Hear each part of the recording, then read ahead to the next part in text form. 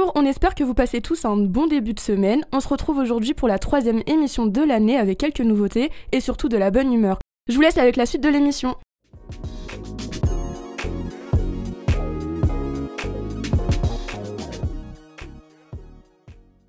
Bonjour à tous, aujourd'hui c'est une chronique actualité un peu spéciale que nous allons vous présenter puisque nous sommes allés à la rencontre de Mathieu qui est en charge du projet Westrack Radio, un média local havrais avec lequel nous sommes associés depuis peu. On vous laisse découvrir son interview et n'hésitez pas à nous retrouver en podcast sur leur site. Salut, écoute, je vais te laisser te présenter. Salut, je suis Mathieu, je travaille pour la Papas Production et je suis plus particulièrement en charge du projet Westrack Radio. D'accord, et donc dis-moi, qu'est-ce que c'est concrètement Westrack Radio ? Alors Westrack Radio, c'est un projet qui existe depuis 2014 qui fait suite à la volonté de plein de gens qui gravitaient autour de l'asso, des bénévoles, des musiciens havrais, enfin diverses personnes du milieu culturel qui trouvaient pas leur compte dans la bande radiophonique au Havre, enfin la FM en tout cas, qui trouvaient que c'était dommage qu'on n'ait pas au Havre une radio locale, associative, où des gens du coin vraiment pourraient venir animer leurs émissions, où on pourrait parler de ce qui se passe, et puis d'avoir aussi une diffusion musicale assez moderne et assez pointue en tout cas sur toute la diversité des musiques actuelles. Je sais pas, moi j'ai toujours entendu cette espèce de légende urbaine qui disait que de toute façon il n'y aurait jamais d'autres radios au Havre, que c'était pas possible et tout ça. Donc sur un coup de bluff en 2014 on s'est dit tiens on va tenter. Enfin en fouillant un peu, il y a possibilité auprès du CSA, donc le Conseil supérieur de l'audiovisuel. C'est un organisme qui gère tout ce qui est radio et télé en France. C'est eux qui délivrent les fréquences pour émettre et en fait toute structure peut faire une demande de fréquence temporaire. Et en 2014 on l'a fait un peu au bluff en mode vas-y on va demander. On n'avait pas de studio, rien du tout, enfin à l'époque. Et en fait on a reçu la réponse avec le démarrage de la fréquence 15 jours après quoi. Et là ça a été il a fallu qu'on crée la radio quoi. Et vous savez à combien se mesure votre audience environ ?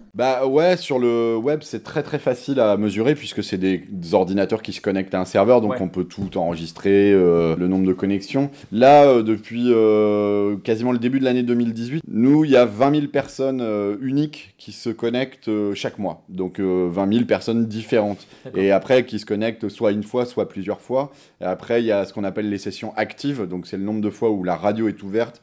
Et là, on est dans les 60 000. C'est à partir du moment où on a commencé à se dire « Ah oui, en fait, 20 000 personnes différentes qui écoutent la radio par mois. C'est pas anecdotique, donc on va continuer. » Donc on est en web. En 2018, on a quand même fait de l'AFM du mois de juin au mois de septembre. On a fait 3 mois. C'était hyper cool. Et on a commencé à développer aussi vraiment un autre volet qui est un peu plus du journalisme entre guillemets, mais en tout cas tous les jours on diffusait des reportages sur on va dire des informations qui annonçaient en fait tous les événements culturels, sociaux, sportifs, ce qui se passe sur la ville, d'être tout le temps dans le Havre pour choper des interviews de un nouveau bar qui ouvre avec un concept cool, un festival, un espace de coworking, un sportif qui s'est illustré dans sa discipline, voilà un truc très très large qui parle vraiment de ce qui se passe au Havre et qui montre justement que le Havre est une ville vivante. On va dire la baseline de la radio, c'est le haut-parleur des Havrais. Donc nous, notre but, c'est de faire parler le plus les Havrais possible sur ce qu'ils font, quoi. Donc voilà. Ok, et vous avez des projets à venir prochainement ? Eh bien, oui, pas mal. Là, on continue à notre rythme, c'est-à-dire la radio, elle existe, elle émet 24/24. Ça n'a pas changé depuis 2017, c'est-à-dire que la journée, elle est découpée de plusieurs façons.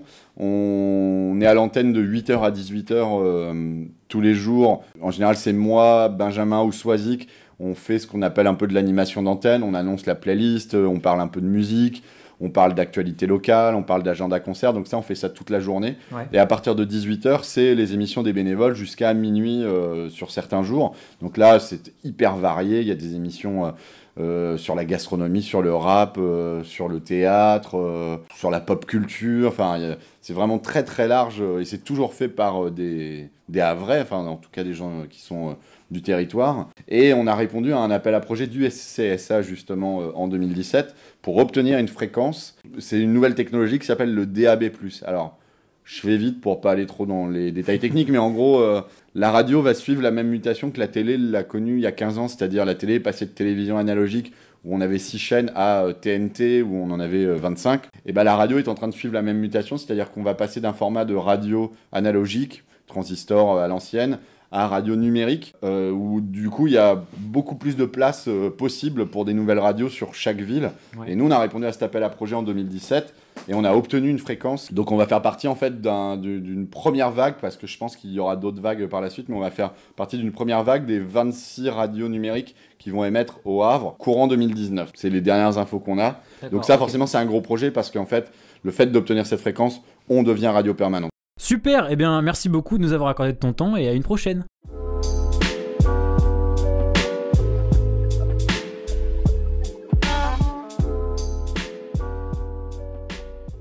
Salut tout le monde, salut Célina, comment vas-tu ? Bah écoute, ça va pas trop mal et toi ? Bah écoute, moi aussi ça va, j'ai hâte de vous présenter donc mes petits coups de cœur du moment, mais je vais te laisser commencer la chronique, car oui, des fois ça m'arrive d'être polie. Ça t'arrive pas très souvent quand même, mais bon, on va pas s'éterniser là-dessus. Donc moi je vais vous parler de la série qui m'a permis d'affronter tous les DS, les exposés et les dossiers pendant la première année. Extrait.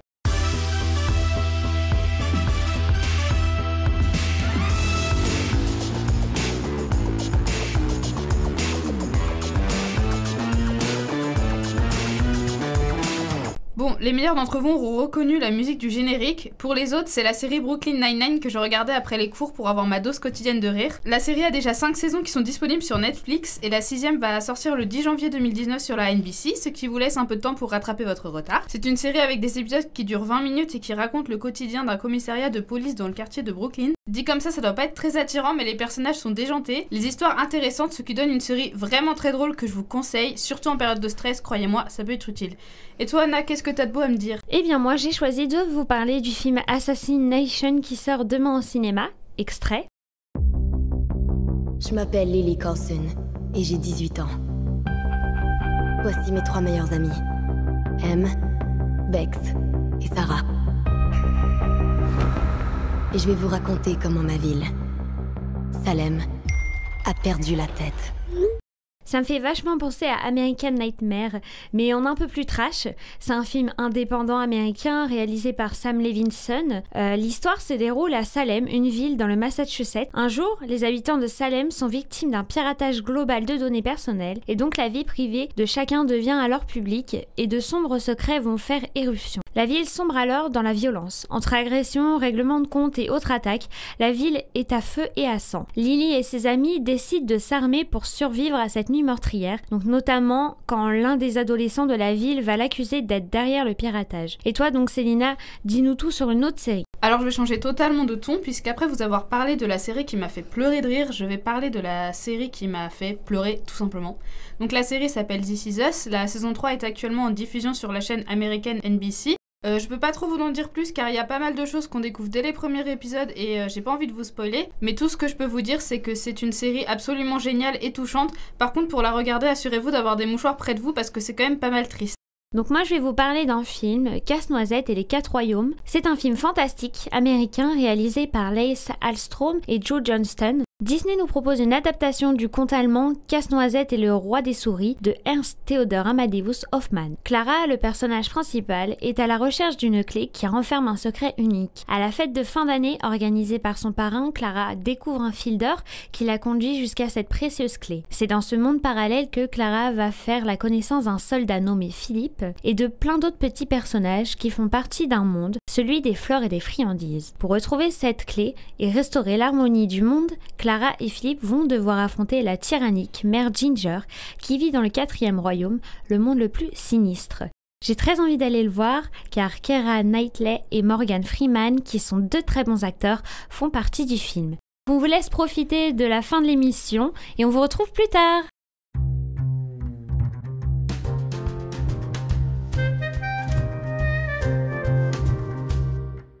Bonjour à tous et bienvenue dans cette nouvelle rubrique littéraire. Je m'appelle Adèle et je fais partie de l'équipe du CDD. Donc aujourd'hui je vous retrouve pour vous parler de Barbe Bleue, un roman d'Amélie Nothomb sorti en 2012. Il s'agit de son 21e roman, donc ce qui montre bien que Amélie Nothomb c'est une autrice très productive, connue pour écrire des livres qui sont très courts, avec des thèmes variés et beaucoup de dialogues, ce qui fait qu'ils sont plutôt faciles à lire. C'est particulièrement visible avec Barbe Bleue. Pour vous résumer rapidement le livre, c'est l'histoire de Saturnine, qui est une jeune femme belge qui se retrouve en colocation dans un appartement parisien avec un homme qui est très riche et plutôt mystérieux mystérieux. En effet, toutes les colocataires précédentes de cet homme, toutes de très belles jeunes filles, ont disparu et on se demande pourquoi, si elles sont mortes ou si elles sont juste parties sans laisser de traces. Et pourquoi est-ce qu'elles auraient fait ça, puisqu'elles ont quitté un appartement qui est très beau et très luxueux en plein cœur de Paris. Donc évidemment, l'histoire et le titre, ils font référence au conte de Barbe Bleue, donc qui est l'histoire de cet homme qui tuait toutes ses épouses pour les cacher dans une pièce secrète. Et comme il s'agit aussi du titre de l'ouvrage, je trouvais cela intéressant puisque finalement on se doute que le colocataire il est certainement un homme dangereux, sauf que Saturnine elle ne le sait pas. Et cependant, malgré cette adaptation d'un conte qui est quand même très célèbre, Amélie Nothomb arrive quand même à nous surprendre. Je vais rapidement vous lire les toutes premières lignes du livre pour vous donner un aperçu de son écriture. Quand Saturnine arriva au lieu du rendez-vous, elle s'étonna qu'il y ait tant de monde. Certes, elle s'était doutée qu'elle ne serait pas l'unique candidate, mais de là à être reçue dans une salle d'attente où 15 personnes la précédaient, il y avait de la marge. Alors j'espère vous avoir donné envie de lire ce livre et de le découvrir. Il est disponible au centre de documentation. Merci pour votre écoute et je vous laisse avec la rubrique musique qui vous sera présentée par Yann.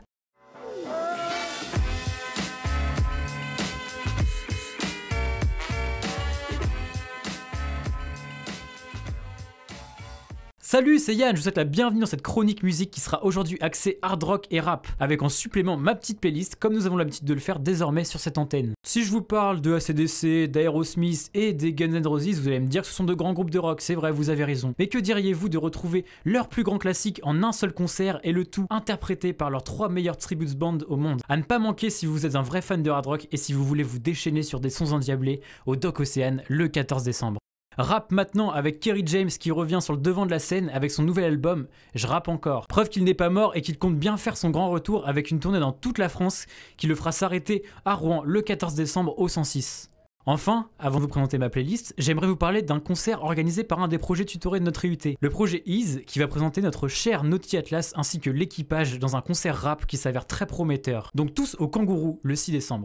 Maintenant, passons à ma playlist qui ne sera pas tournée sur le rap, mais qui sera plutôt variée. Je vous laisse d'ailleurs la retrouver en description.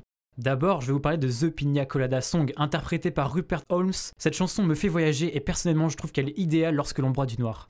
Un autre de mes coups de cœur, c'est What a Wonderful World. Pas la version originale de Louis Armstrong, mais bien la reprise de Joey Ramone, le célèbre chanteur des Ramones, qui a réalisé une version rock et endiablée de cette fameuse chanson que tout le monde connaît.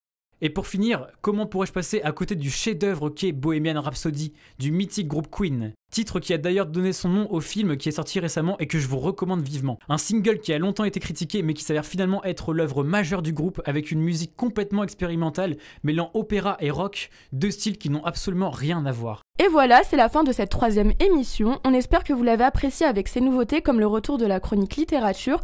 Passez une bonne semaine et n'oubliez pas, désormais vous pourrez nous retrouver sur Westrack Radio.